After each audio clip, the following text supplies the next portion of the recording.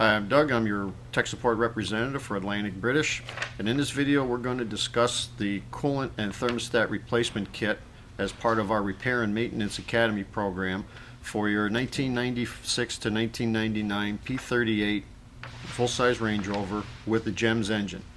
Now, if you're not sure if you have a GEMS engine or not, you can refer back to one of our other videos that actually tells you how to identify either the GEMS or the Bosch design engine. So in this case, what we have is a complete set of hoses: upper and lower radiator hose, heater hoses, bypass hoses, refill hoses. That is a service that gets neglected on a lot of vehicles with higher mileage, and in many cases can leave you stranded on the road should any of them decide to let go. Land Rover recommends on their schedule maintenance sheet every 90,000 miles. Now, as you see, you have somewhat of an array of hoses. Even if you replace one, you have to drain the cooling system. This is a good time to do them all. At 90,000 miles, you plan on keeping the car for a while. You really don't want to just leave a couple worn hoses on there that could leave you stranded further down the line. You have the vent hoses, the fill hoses, heater hoses, bypass hoses, the hoses that fill the throttle body heater, basically everything that you need, including the thermostat, which this is actually a weak point in the system. These go. You want to replace these on a regular basis. These are in the industry referred to as the artificial heart, as you can see by design. So what we're going to do is we're going to show you the location of these hoses and how you would replace them, along with the thermostat, and how to bleed the system when you're done.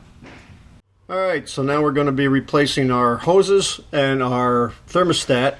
Now, on this particular vehicle, on the P38, your thermostat is external and attached to the bottom of the radiator support on the passenger side of the vehicle. Some people in the business refer to it as the Jarvik heart or the artificial heart, because it's sort of what it looks like. But it is an external thermostat and is mounted to 3 different hoses and your lower radiator hose. Now, there's 2 different ways to drain this system, which you're going to need to do. One, you've already taken the cap off at the reservoir up top, and that's going to allow the system to drain completely. And there is both a drain plug in the dead center of the radiator on the bottom, and you also have a petcock further up. I usually recommend changing or removing this for the reason that it does a complete drain, and it's, well, of course, much easier to get at. To remove it, you're going to need a 12mm Allen socket. So we're going to take a pail. The system's going to hold about 3.5 gallons of coolant, so you're going to need at least a 5-gallon pail to put under there. You like to leave yourself a little extra. We got a 12mm Allen drive socket and 1/2-inch drive, which is going to give you a little more leverage. And your ratchet. Now, when you first break this loose, you're going to get some outward spray, so be careful. We're going to step back out of the way.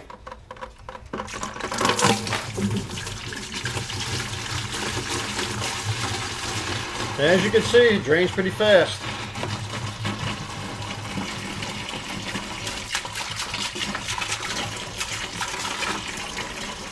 Okay, so our system's drained out, and you can bet that radiator's completely empty now, which is why I like that bottom plug.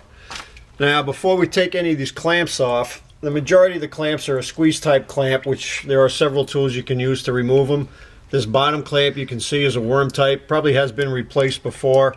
We're going to give that a little shot of penetrating oil and let it sit for a minute before we take that off. Now, the thermostat is essentially just held on by the hoses and then lays on 2 rests that are built into the lower shroud on this. So this is usually a good place to start, by removing your clamps, top and bottom, to remove your thermostat, and then from there we'll drop the vehicle and we'll show you your hose locations up top.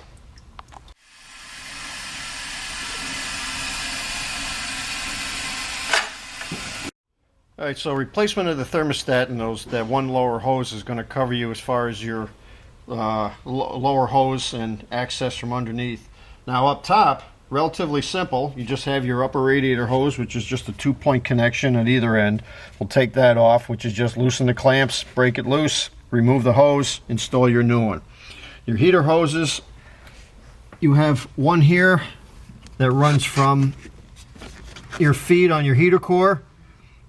Again, just a squeeze clamp, slide it off. You may find these are going to be on somewhat tight. You can always take a razor blade or a sharp instrument and actually slice it, because you're not going to use it anyway. Slice the hose, break it loose that way, and then the other end attaches to the front of your lower intake manifold. This hose, which is essentially your feed and your heater hose, runs off the lower reservoir out of the heater core to this T, and then from here down into the thermostat. Now, there are some of these vehicles that you may find that when you take your hoses off, it's a good idea to check this metal down tube right here. This sometimes can fill with rust over a period of time because they do deteriorate internally. It can cause a restriction here, which can actually create a backup of fluid up into the reservoir. So if it seems like you're getting excessive pressure in the reservoir tank, or fluid is filling up very high, it may be in that hose. So it's a good idea you have all the hoses off, the system is drained. Be a good idea you have one bolt right here and another up front. You can remove this and check the hose to see if it's restricted. Again, this is all just a matter of remove the clamps, take the old hose off, install the new one. And it's probably a good idea, if you're not really familiar with the system, and I do this with vehicles when I'm taking apart for the first time, with the access of smart cameras, take a picture before you take it apart. And then when you go to put it back together, you're not quite sure how something is laid out, you can always refer back to your pictures. So that's basically it. When you're done, you're going to just simply fill the system. There is no bleeder on this system at all. Eventually what it's going to do is, this is your bleed, this vent line, and this feeds all the way back to the top. And it's a good idea on these 4.0, 4.6, fill it up, let it get nice and warm, shut it down, let it get completely cold, and you're going to find your level's going to drop considerably. That's at that point you top it off again. And a good way to make sure that your heater core is not airbound is, after the second fill up, bring the vehicle up to temperature, turn your heat on, make sure you're getting good heat out of the vents. If you're getting good heat, you're good to go. The system is bled. So that's all there is to it. And when you're ready to change over the hoses and thermostat on your P38, you can give a call to any of our knowledgeable salesmen at 1-800-533-2210.